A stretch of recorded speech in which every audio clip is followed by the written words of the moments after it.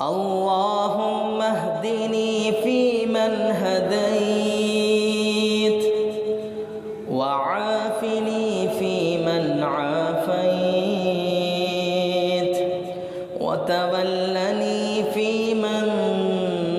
توليت